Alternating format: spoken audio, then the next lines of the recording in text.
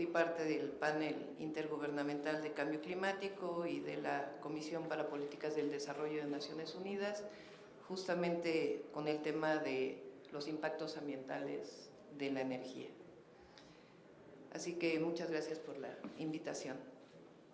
La iniciativa de reforma constitucional, además por segunda vez, gracias. La iniciativa de reforma constitucional a los artículos 25, 27 y 28 de la Constitución en materia de energía eléctrica, litio y otros minerales, presentada por el presidente Andrés Manuel López Obrador el 1 de octubre del 2021, es para mí un acto de responsabilidad, de visión republicana, que da a la nación soberanía energética, planeación en la transición hacia las fuentes renovables de energía y hacia un futuro con menos emisiones de gases de efecto invernadero. Acaba con los abusos, con el saqueo y garantiza la energía eléctrica y el Internet para el bienestar de las presentes y futuras generaciones. Es falso que los certificados de energía renovable sean la única manera de promover las energías renovables en el sector eléctrico nacional. Es falso. Y estoy convencida que la reforma eléctrica que se presenta es la mejor forma de garantizar la transición energética en México a partir de un esquema de planeación y de garantía de un futuro sustentable. Es falso, y lo digo de manera categórica, que la reforma implique energía sucia. Más bien, cierra la puerta a los negocios sucios y abre la puerta a un futuro limpio y a un futuro de desarrollo sustentable para el país.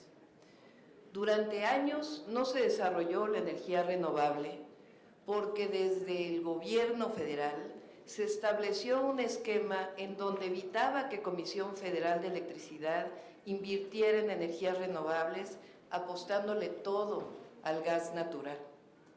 Como lo expliqué en mi intervención previa en este recinto, la reforma eléctrica de 2013 no tuvo como objetivo promover las energías renovables, sino más bien desintegrar a la Comisión Federal de Electricidad y promover al sector privado en el sector energético.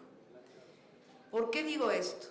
Porque en la reforma del 2013 se estableció que las redes de transmisión y distribución están bajo control del Estado a través de Comisión Federal de Electricidad, pero convertidas en empresas autónomas, dividiendo a Comisión Federal de Electricidad, regidas no por su Consejo de Administración, sino por la Comisión Reguladora de Energía y el Centro Nacional de Control de Energía.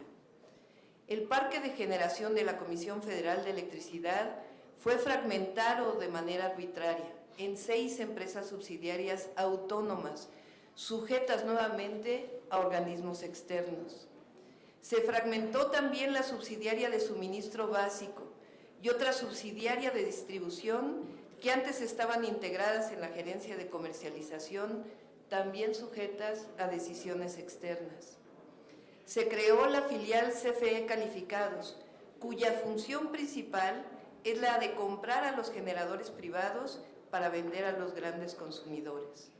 Es decir, el objetivo de la reforma del 2013 fue desintegrar a Comisión Federal de Electricidad, que antes era una empresa verticalmente integrada, y separarla en diferentes áreas con altos costos a la propia Comisión Federal de Electricidad. Por otro lado, la reforma del 2013 tenía como objetivo supuesto promover la competencia en el sector eléctrico, pero en realidad el mercado eléctrico lo dividieron en 3 áreas. La primera, que es la que fomenta justamente la mayor parte de las energías renovables que se han creado en el último tiempo, a través del mercado de contratos de CFE con privados. Uno llamado delegado, que solamente incorporó en el nuevo esquema los viejos contratos de productores independientes, principalmente de gas natural, con esquemas de altos costos, dado que incluyen pago por capacidad instalada independientemente de su generación. Y el otro esquema, el de subasta de largo plazo, que no es más que asegurar la generación eléctrica de los productores privados.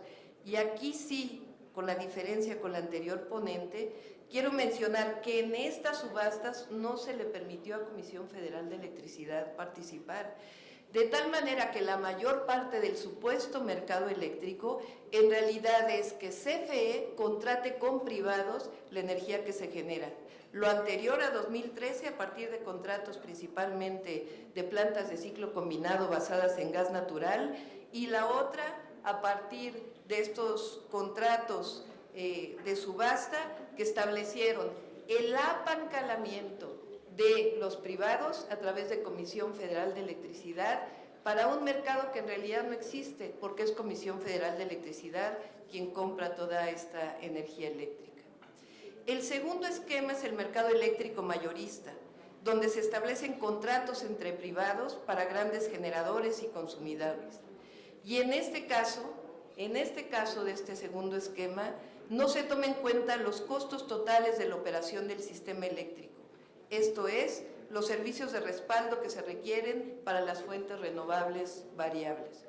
Y el tercero es este mercado ilegal a través del cual se ha venido desarrollando hasta 2018 el esquema de fuentes renovables de energía, que son estas sociedades de autoabastecimiento, que en realidad son contratos entre privados para generadores y pequeños o grandes consumidores, donde no se toma en cuenta tampoco los costos de transmisión de energía eléctrica y que incluso están fuera de la ley de la propia reforma del 2013. El despacho eléctrico salió fuera de la Comisión Federal de Electricidad. Se establecen ventajas para los privados en detrimento de la Comisión Federal de Electricidad. El esquema de cálculo no incluye costos totales de operación del sistema y deja fuera los costos de respaldo. ¿Qué problema se genera con esto? Como todos sabemos, las fuentes de energía renovables, intermitentes o variables, la eólica, la solar, requieren un sistema de respaldo y al mismo tiempo una red de transmisión sumamente robusta que mantenga solidez y garantía del servicio. Bajo las condiciones actuales, se ha perdido la capacidad de planeación y se ha pospuesto esa capacidad de planeación por un supuesto mercado eléctrico que en realidad tampoco existe. Esto ha provocado en los hechos un desorden en el sistema eléctrico nacional que genera problemas técnicos y problemas económicos, que de no reorientarse va a generar todavía mayores problemas. Técnicos, porque la inyección a la red de fuentes renovables variables o intermitentes, como lo hemos mencionado, requiere de inversiones muy importantes en la red de transmisión para no generar desequilibrios y garantizar la operación confiable.